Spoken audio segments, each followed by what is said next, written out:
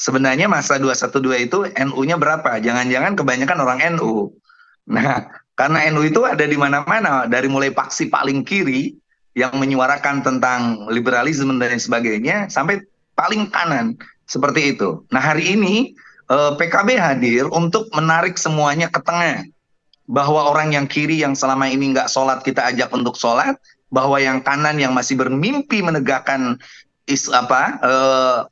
khilafah dan sebagainya kita tarik ke tengah untuk mengatakan ayo kita perjuangkan substansi Islam itu lewat jalur konstitusi. Kita perjuangkan maqasidus syariah, tujuan-tujuan penegakan syariat Islam itu tidak dengan teriak-teriak di jalanan, tetapi lebih kepada menggunakan mekanisme demokrasi yang diakui di Indonesia, yaitu melaksanakan pileg dan pilpres serta pilkada.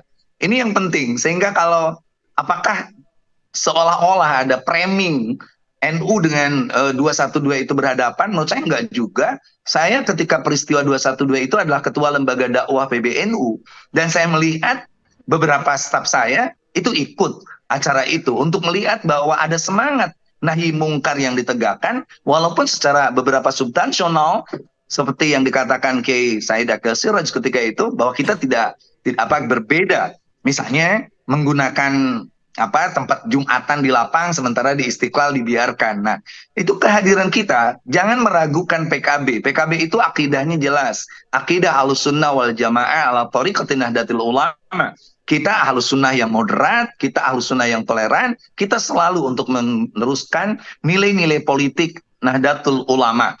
Nah, hari ini kita merangkul semuanya, kita menarik semuanya untuk di tengah dengan cara berdialog, mendatangi, berdiskusi. Jangan sampai ada framing bahwa orang yang menuduh radikal ternyata lebih radikal dengan yang dituduhnya.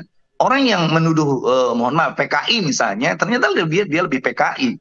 Itu jangan terjadi. Hari ini anak bangsa harus berbicara sama-sama untuk menentukan masa depan Indonesia ke depan yang lebih baik, lebih bermartabat. Tidak perlu ada kasus remang, tidak perlu ada kasus di Lampung termasuk di Gorontalo di mana rakyat berhadapan-hadapan dengan aparat, padahal aparat dibayar dengan pajak. Itu aja Mas Bayu, kita ingin menegaskan kembali bahwa perlu ada dialog nasional, perlu ada semua tokoh bicara dari hati ke hati untuk membawa Indonesia ini ke arah yang lebih baik.